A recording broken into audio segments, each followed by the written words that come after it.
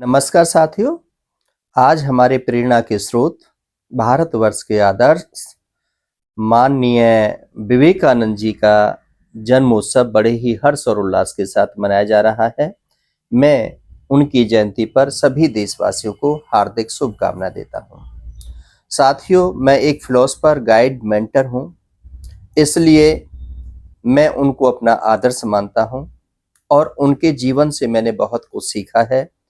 जो मैंने सीखा है, जो मैंने जाना है, मैं उसको सभी अभिभावकों के पास मैं भेजना चाहता हूं।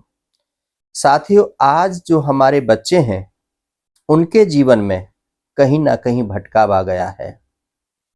उनका खान-पान ठीक नहीं है, या उनकी दिनचर्या ठीक नहीं है, या उनका रहन-सहन ठीक नहीं है। उनमें नशे की आदत पड़ चुकी है। वो बीड़ी, सिगरेट, तंबाकू का सेवन कर रहे हैं। वो शराब, अल्कोहल ले रहे हैं। वो कुसंगति का ज्वर हो चुके हैं। वो बुरी वासना में फंस चुके हैं। साथियों, जबकि आपको पता है कि जब हमारे महापुरुष विवेकानंद जी शिकागो में भाषण देने के लिए गए थे, तब वो युवा थे। और जब वहां पर एक महिला ने उनको प्रस्ताव दिया, तो उन्होंने उनको माता कह करके संबोधित किया। वो थे हमारे महापुरुष विवेकानंद जी। और आज हमारे बच्चों की मंशा क्या है कि अपनी सगी बहन को भी वो बहन नहीं मान रहे, सगी माँ को भी वो माँ नहीं मान रहे हैं। मतलब विचारों में इतनी गिरावट आ चुकी है। वो कहाँ से आई है? कौन है उसका जिम्मेदार?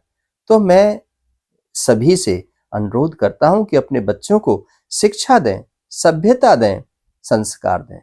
संस्कार यदि आप देते हैं तो इन जयंतियों को मनाने का एक हमारा पर्पज हल होता है। जो भारत सरकार इस बात पर जोर दे रही है कि हर महापुरुष की जयंती को मनाना है, उनके जीवन परिचय को बताना है, उनकी जीवनी को लोगों तक, युवाओं को समझाना है, ताकि हमारा देश सशक्त बन सके।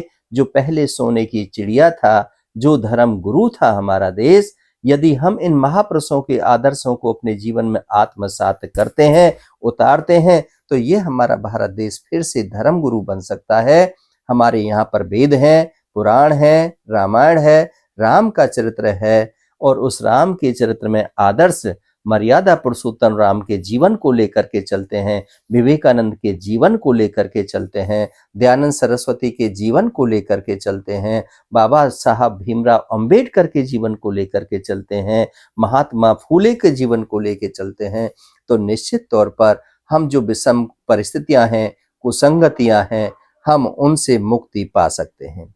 साथियों, मैं कहना तो आप लोगों से बहुत कुछ चाहता हूं कि आपके जो बच्चे हैं, वही आपका भविष्य है, वही आपका जीवन है, वही आपकी पूंजी है। अपने बच्चों को समय दें और अपने बच्चों पर ध्यान दें।